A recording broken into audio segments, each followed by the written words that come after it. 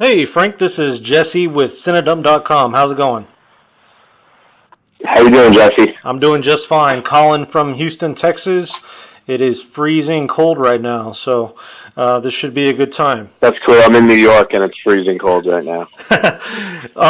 So I checked out the shed, man. It was perfect. I watched it going into Halloween, and it was definitely a pleasant surprise. I really didn't know what I was getting into, but I could definitely kind of feel, that you were a horror fan. Totally. And looking kind of back at your catalog, is it a coincidence that everything you've worked on to this point is horror, or is it, is that a planned out, strategy? Totally planned. I mean, I am a horror fan. I am a lifelong lover of horror and all things macabre. So it's just what I do. I have no intentions of making a rom-com or anything like that. I love horror, and that's what I want to do. Growing up, was there anything that jumped out at you? Do you remember going to Blockbuster and the VHS covers? Was there anything particular that you grew up watching that you kind of think back, today? I grew up watching nonstop every Friday the 13th, and I grew up in the 80s, so I was around when they were coming out, which was amazing. So I was a little kid, but I was always running to the video store. Blockbuster didn't exist. I'm 41 years old, so Blockbuster didn't really come around till late 80s, early 90s. So in the early 80s, I was just going to the mom and pop VHS store and grabbing every Friday the 13th I could get my hands on, any Elm Street that came out. All the classic 80s slashers were my bread and butter. It's what I lived for. And speaking of Friday the 13th, I've heard that the Legend of Mary Hatchet is ultimately an expression of appreciation for that series. With the Shed, totally. Where did you draw inspiration from in this case? The Shed, I drew inspiration from The Lost Boys, Fright Night, and River's Edge. I would say are the three strongest films that influenced this for me. But there actually are a few little tiny, if you really want to, pay attention to the film, there are some little tiny Friday the 13th-esque moments that are in the film.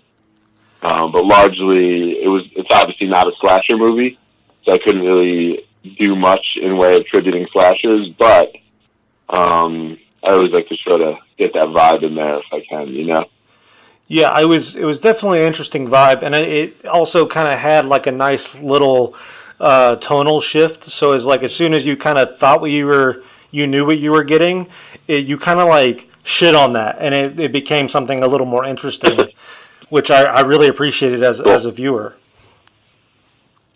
Thank you. From your IMDb, it tells me that you mostly direct the stuff that you write. But I heard with The Shed, this kind of comes from a story that someone else wrote back when you were in college. Can you kind of talk a little bit about the evolution of that and how we got what we got? Yeah, totally. So my buddy Jason Rice, who's a film school buddy of mine, he wrote this short story called The Shed, and it was about a kid getting a vampire trapped inside his tool shed. And I thought the core of the story was so cool. I just liked the simplicity of the concept and the possibilities of that concept.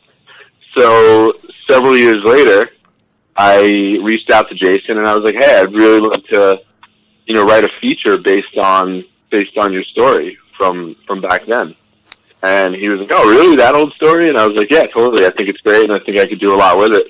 And he said, go for it. And I took what was the core of the story, and I started writing, and through several drafts of the film, I think it started to become more and more apparent that the friendship aspects were really where the story was, or the degradation of certain friendships and relationships. That's where the story comes from.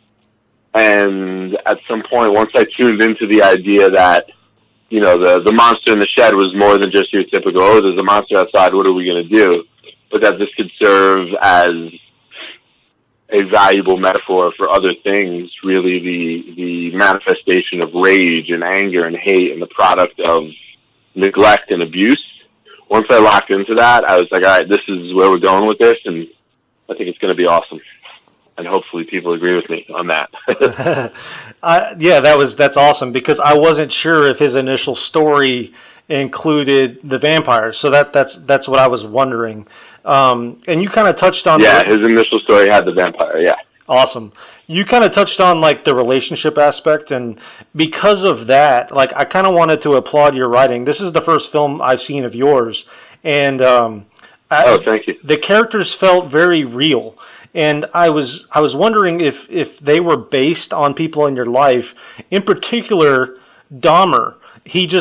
When I watched him, I'm not sure if if it connected to someone I knew or but for some reason he just seemed the most real, and maybe that kind of is partially writing and performance, but yeah, great stuff all around, man.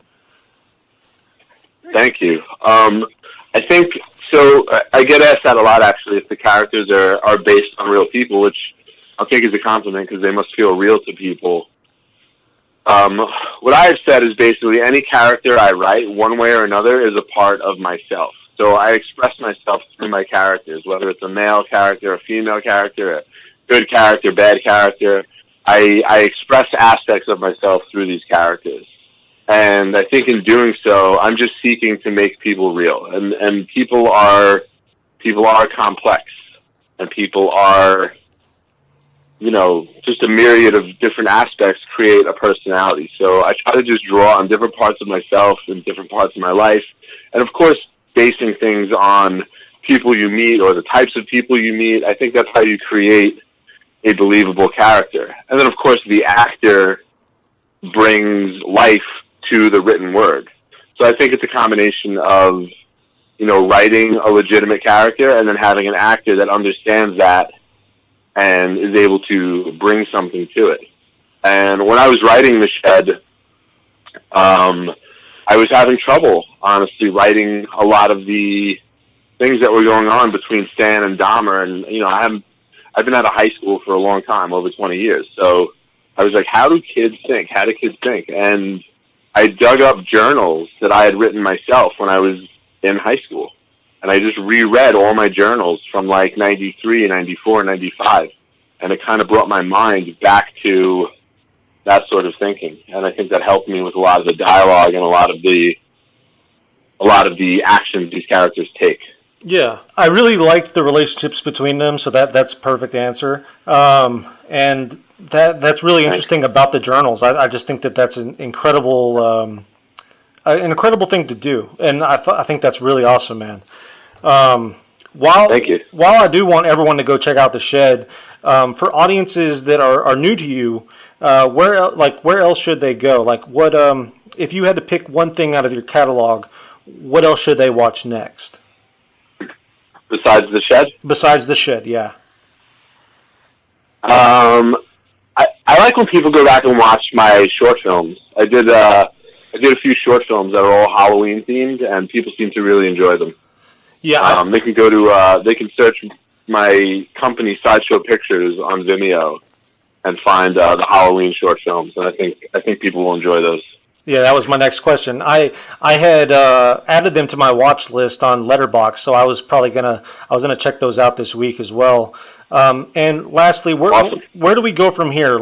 You've kind of hit up the realm, of different things, in horror, especially with your short films. Where do you want to go next, Frank? That's actually what I'm trying to figure out now. I know I want to do another horror movie, and I'm kind of going back and forth, debating on what kind of story I want to tell next. So part of me is considering trying to develop The House That Cried Blood into a feature, cool, a haunted house feature. And I have another story that I'm working on with two girls that are dabbling in witchcraft and try to summon an evil entity for the purposes of revenge and that's another story I might explore. So I'm still really just trying to figure out what my next story will be. Well, to conclude, Frank, you made vampires cool again. I appreciate your time. Here at CineDump, Thank you. we let the doers know how they're doing, and you're doing just fine, man. Can't wait to hear what you're up to next. Thank you, sir. Thanks so much, man. I appreciate it.